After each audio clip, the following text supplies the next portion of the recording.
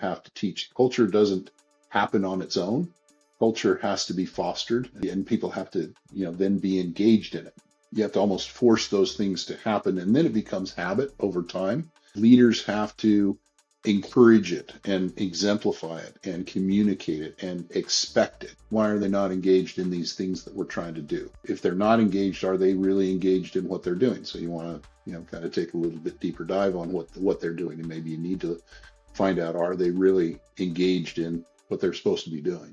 Hello, everyone. My name is Rob Ocel, VP of Innovation at This.Labs, here for another episode of the Leadership Exchange. Today, I'm here with Bill Floyd. Bill is the Chief Information Officer and Product Development Officer at Maxxsure, as well as a technology advisor for venture capital and other advisory firms. Bill, how you doing today? I'm doing very well. Thanks for having me. Yeah, thanks for being here. I think we have a really great conversation coming up. But to get us started and introduce yourself, can you let people kind of know what your sort of leadership journey is and how you arrived at this place with Maxxsure? Sure. So I've been in technology for more years than I'd hate to admit at this point, and I have spent a lot of my time in the first, I'd say, third of my career as a heads down, hand on keyboard developer and IT engineer, and I've done everything from um, you know building networks and applications and so forth. I've worked for commercial software companies, software as a service companies. I was doing software as a service before it had a name, and I've lived through the dot-com boom and bust and other technology transitions over the last 35 years.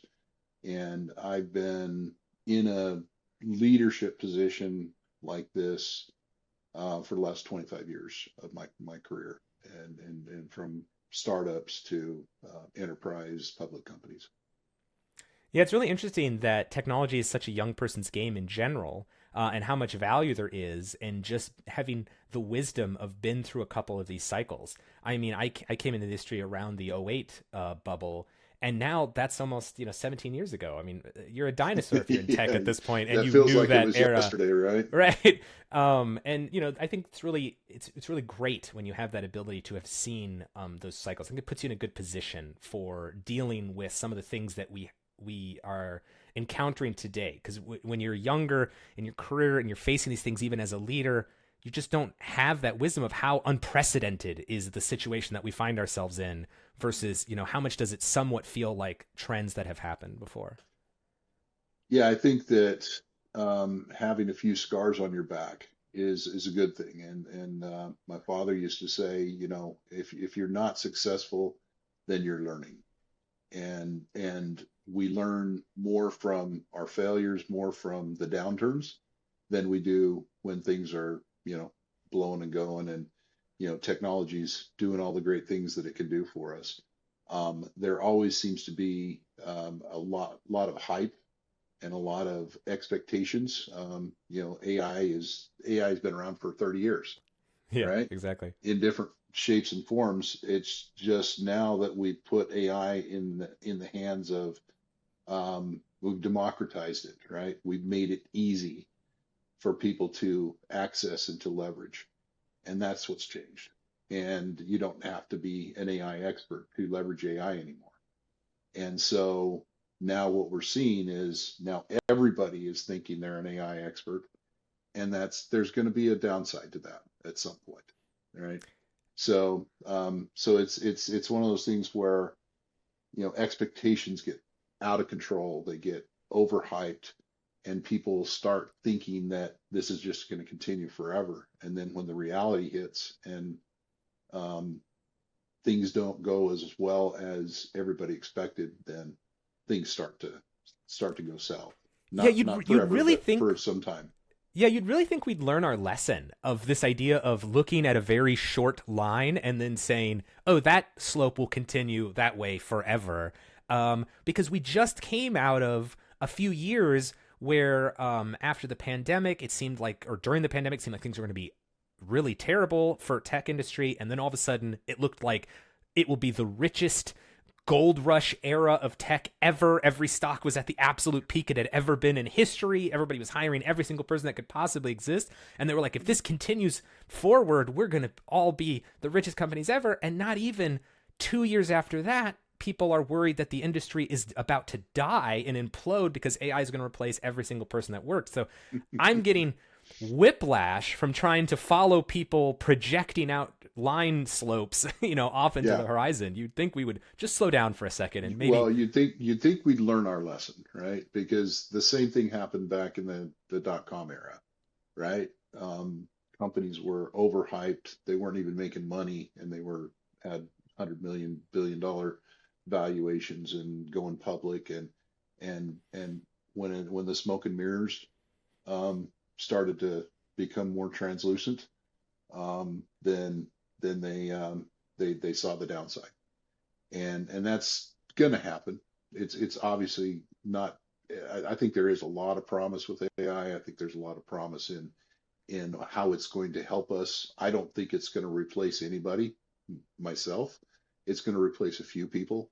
I think it's going to do just the same thing that all technology revolutions have done in the last 30 years that I've experienced. Is it's going to change how people do things, yeah, and it's going to make people more productive, and they're going to find ways to commercialize it and make money from it, and we'll be fine, you know. So, but there's going to be a hype cycle, right? yeah. People are But going to I have like this higher, idea that what makes AI different than some of the last few hype cycles we've had. I remember VR and the metaverse. Everyone was talking about the metaverse only about a few years ago. Now nobody's talking about it. Everybody's very happy right? to write that down and move on from those things.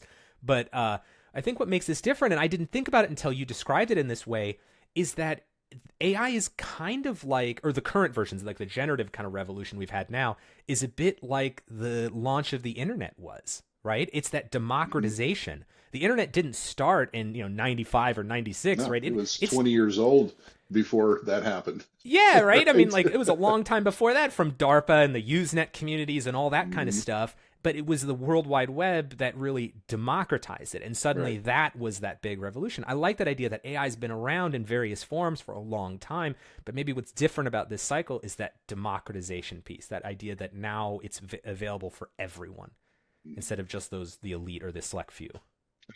And there's going to be a lot of very huge benefits that come out of that. And then there's going to be, the dark side of that, right? And I deal with that in my company. We're a cyber risk management company, and we provide a cyber risk management analytics platform to help people understand how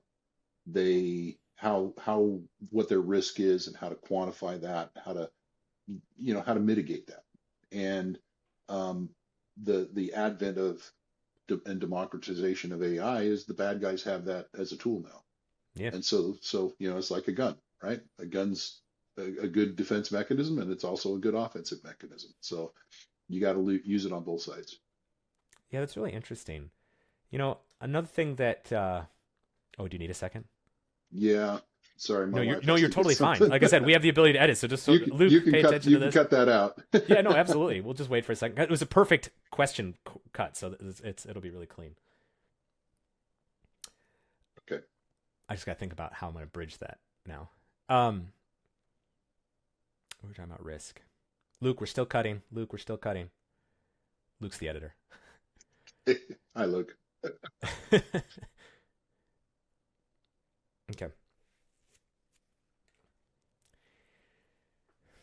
One of the things that you're known for, being in the industry this time is kind of motivating teams. So I want to pivot us a little bit to this kind of conversation, another conversation that's really popular in the media right now, which is Right. this idea of, how do you keep teams engaged and how do you motivate teams, especially in this sort of hybrid, local and remote environment that we find ourselves in. My understanding is that you've worked remote long before it was cool in the recent few years.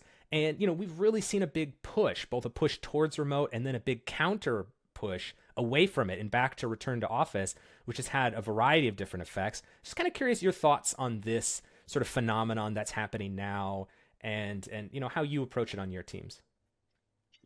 So we again, it's one of those things where the pendulum swung in the direction of, hey, we're all going remote. That's the future of work. Everybody's going to be remote.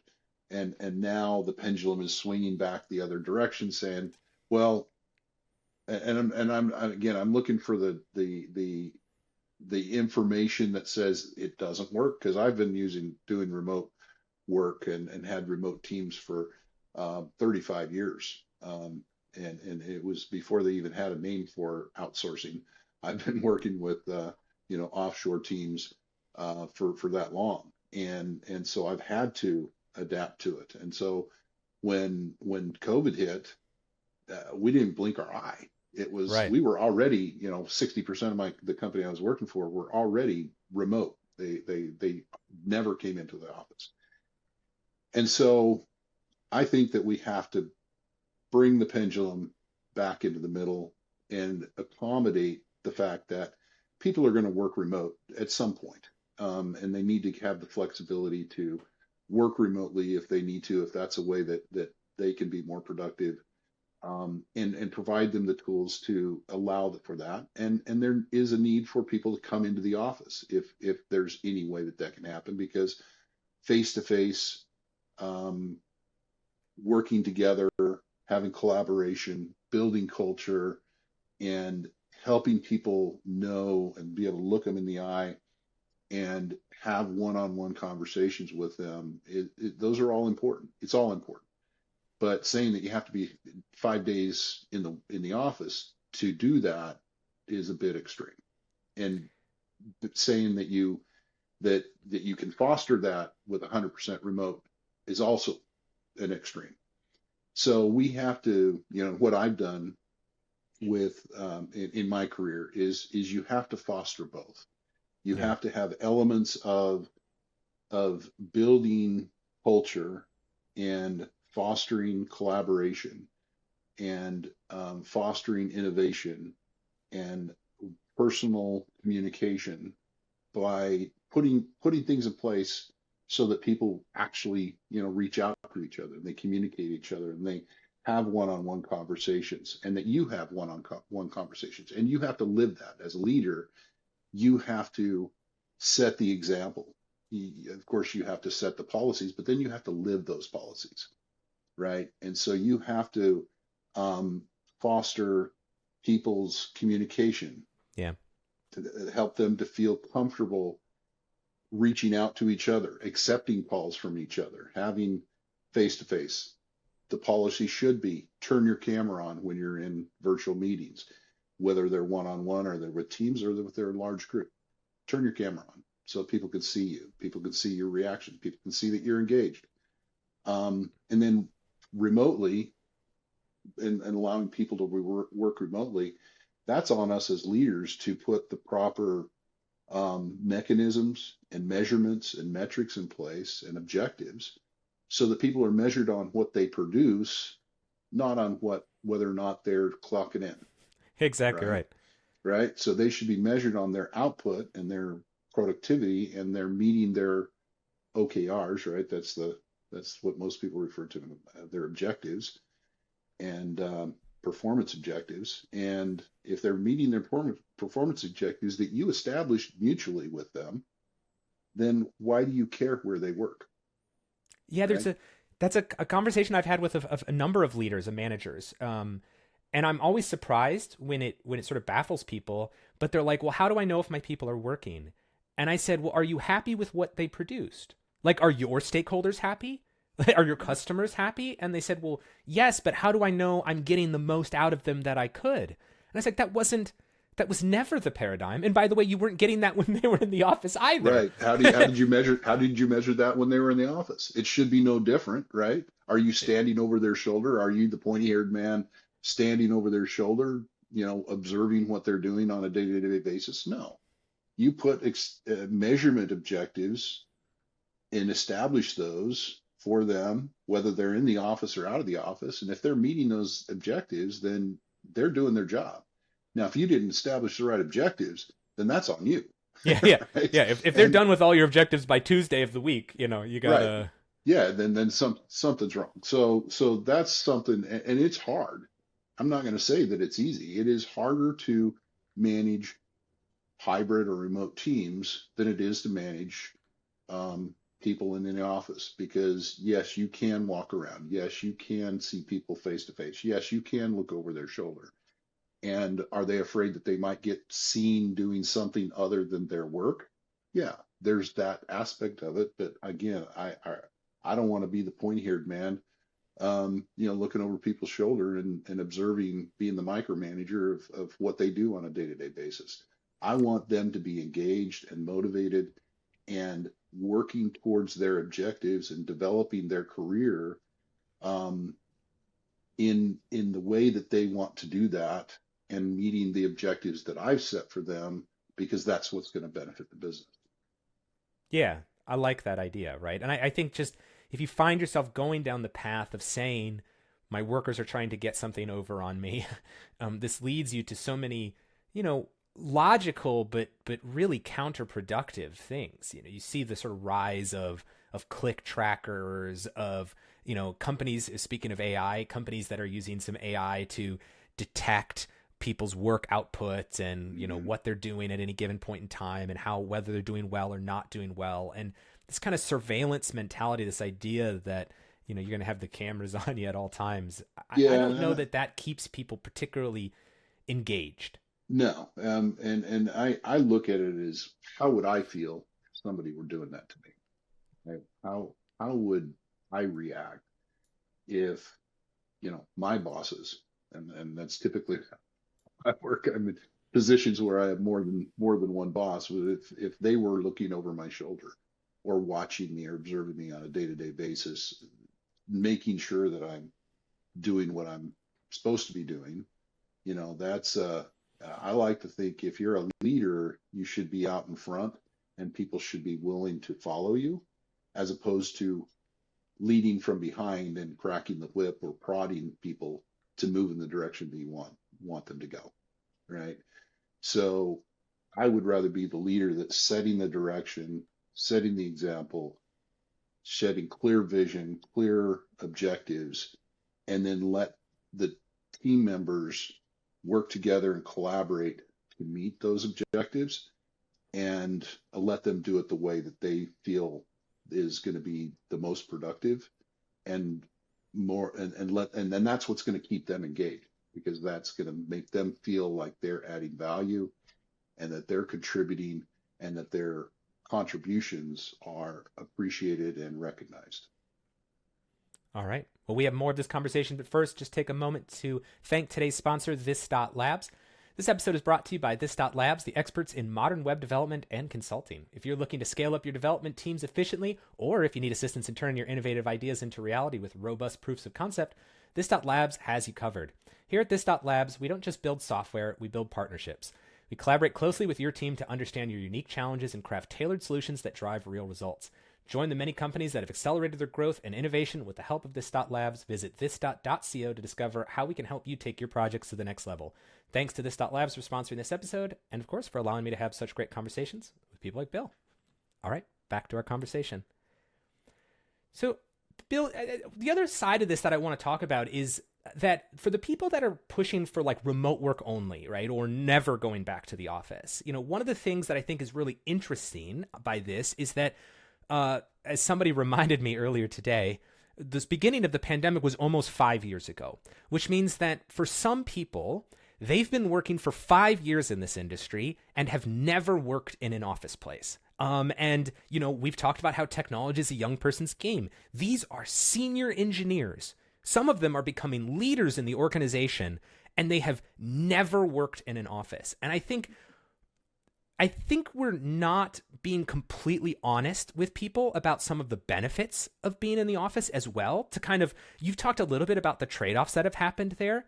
I know me personally, when I came up, the amount of learning that I did by being able to walk up to my peers, ask what they were working on, especially my senior peers, and say, hey, can I sit in on what you're doing? Can you explain what you're doing and how you're doing it to me?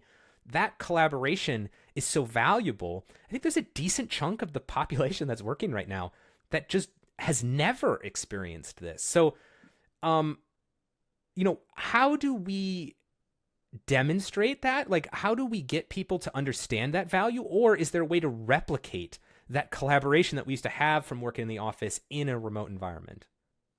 It's not, it's not, well, first of all, it is a challenge. You can't 100% replicate it. It's just not possible. And I think that's part of what's driving the motivation for companies to get people back into the office. And, I can't say why AT&T or Amazon or um, somebody else just announced it, but I don't know what their real motivations are, but they need to explain the why. What are they expecting to get? Um, what are the objectives of why they're bringing their teams back into the office? For a lot of these senior companies, oh, I remember it's J.P. Morgan Chase. Um, they just announced they're doing 5 days back into the office, and if they don't explain the why, if they don't help their employees understand, why do I need to be back in the office for 5 days a week? Am I not doing my job? Am I not productive? Am I not getting everything done that is asked of me? And the answer should be yes, you are, but we want to do more. We want to accomplish more. And we feel like people need to be face to face and having communication and collaboration face to face so that we get more innovation and more ideas. And like you said, junior people learning from senior people because they're rubbing shoulders with them. They're having lunch with them. They're they're having, direct face-to-face meetings with them.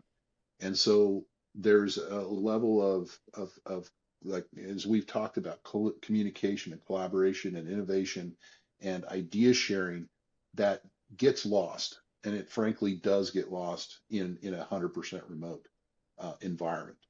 Um, it's not completely lost, but some of it does. And so I think that you have to look at it as, and the companies have to communicate, this is why we're doing it. This is what we want to foster. This is what we're trying to achieve.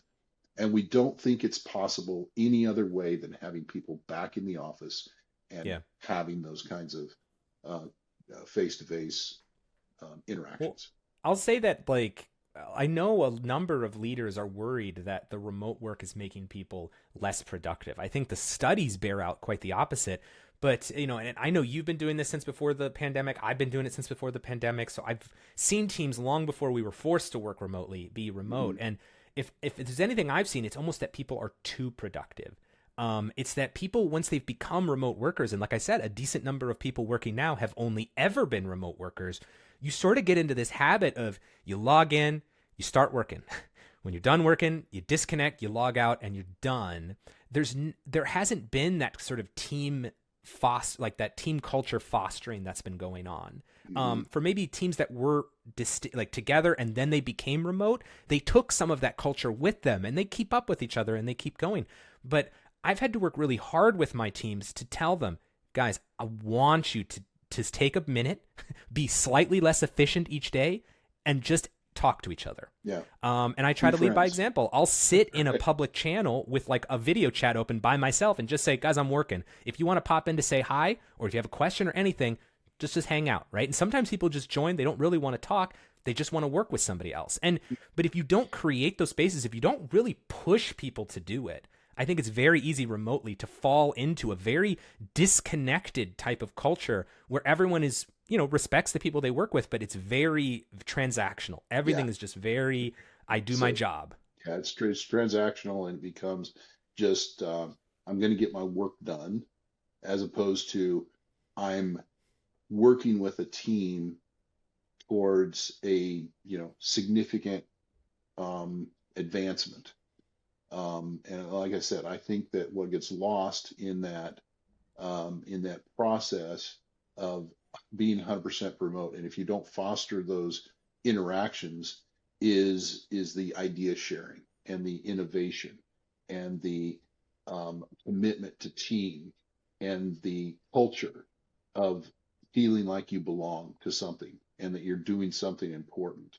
Those are the things that you really have to foster strongly, because if you're not in the office and those things can be I'm not going to say forced, but they can be more easily encouraged and more easily um, uh, taught, I think, because it is something that you have to teach. Culture doesn't happen on its own. Yeah. Culture has to be fostered and has to be encouraged, and it has to be, and people have to, then be engaged in it, right? And so um, you have to you have to almost force those things to happen, and then it becomes habit over time.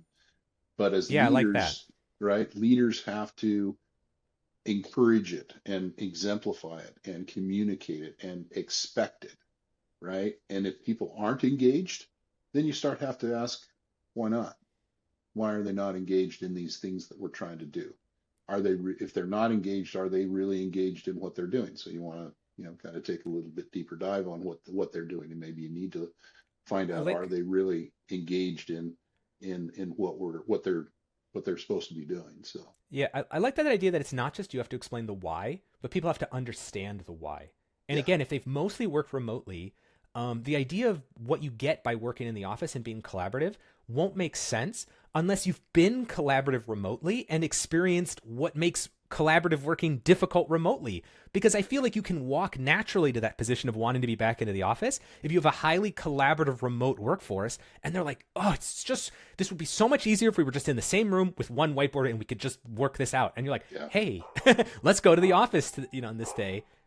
yeah, And that's why that idea of getting people to believe the why is so important, because yeah, if they have been having difficulty collaborating and they're like, hey, this would be so much easier if we were in the same room. Oh, let's meet up at the office on these days, right? Like, you need people to understand that. And if you don't get that why, you can bring people back to the office, but they won't do what you expect. And I know you have a funny story about this, about when people go back to the office, it doesn't always produce the behaviors you expect it to produce. yeah, So yeah. do you mind sharing what that story Yeah, is? yeah, sure. So in my previous company, we went through COVID, and everybody went remote, and then we started to foster coming back to the office. So it first started as 2 days a week, and then went to 3 days a week, and it ultimately came to 4 days a week.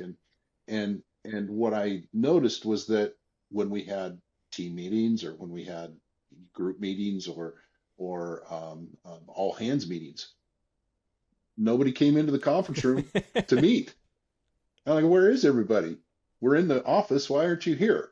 Oh, we're online. And the reason is because they're used to being, you know, meeting from their desk, and they can get other stuff done while they're in the meeting, right? And they don't want to have to come to the conference rooms, because then they would have to actually be engaged in the conversation, and they would have to listen to what's going on instead of just being present. So, so yeah, so that was, I said, okay, if we're having a meeting in the office and it's a day that we're in the office at work, you're going to come to the conference room, okay? Because the purpose of this is for us to collaborate and talk to each other and see each other face to face, and to be present, to be engaged, and to share ideas, not to be parallel processing and doing other work while we're sitting in our office. Now, what really was the challenge was that our executive team was 90% remote, right? I mean, living in different cities. Right. So, we said, okay, everybody has to come to the office 4 days a week, but 90% of the executive team's not there. You know? So, kind of defeated the purpose. But at the end of the day, if you're going to bring people back to work, okay, back to work in the office, it has to have a purpose, a clearly defined reason and objective, and people need to understand the why. And you need to set expectations. When you're back in the office, here's what we expect. We expect you to be together in meetings. We expect you to meet one on one, face to face. We expect you to drop in and have conversations with each other. You know, we expect you to be sharing ideas with each other and go over, hey, I just had this idea. What do you think? And setting, and then you as a leader have to set that example. You have to Yeah. live it, Well, right? listen, I mean, I'll say this too. Business has got to be smart. If you have employees that are half the business savvy type people you hope that they understand what having a fully remote job and then going to back to office means. I mean, I knew it when I calculated it in the reverse way. With the way that my commute used to be at a previous job, when I went fully remote, it was the equivalent of 6 weeks of extra vacation in time I wasn't spending commuting alone.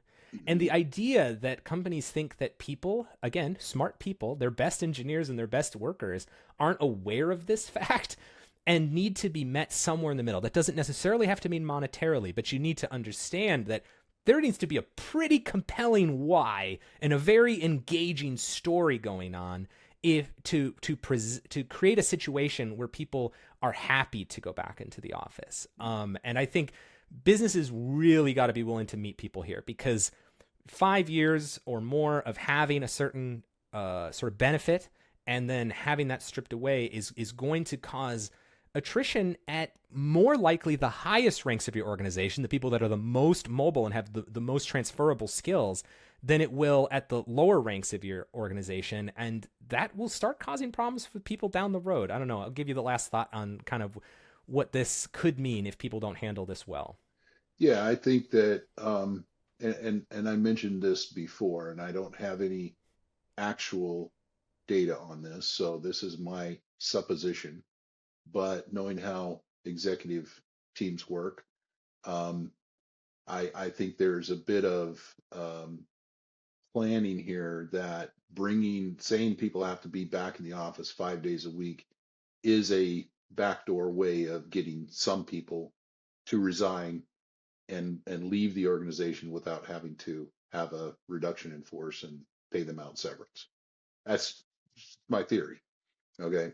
I think there's some of that. I think that there's some honest desire to foster more outcomes, more productivity, more innovation out of it. But again, there has to be an effort involved, and the employees have to want to participate in that. And you have to set expectations and policies so that people will actually do that, right? Because they are giving something up. And like you said, my commute into my office is 45 minutes. So that's an hour and a half of commuting, unproductive downtime that I could be spending either working or being with my family, preferably with my family. But, um, I that's an hour and a half lost that many people are looking and saying, yeah, I'm going to lose an hour and a half of my day now, and add that up. That's 10 hours a week, right? And or more. And so that's just gone for my life.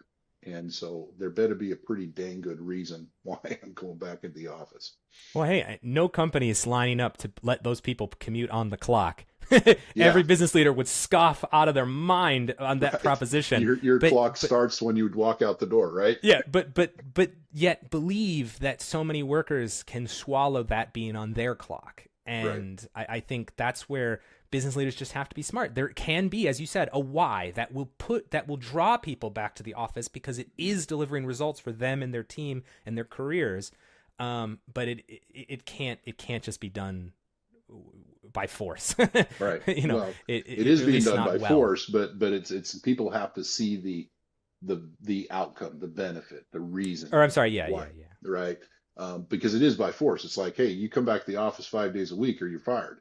yeah. That's basically what they've been told, I right? guess you can make And them do it. You can't make them like it, yeah, exactly. But you unless you can put in the effort. motivate them and incentivize them so that they feel like it's an important thing to do. So.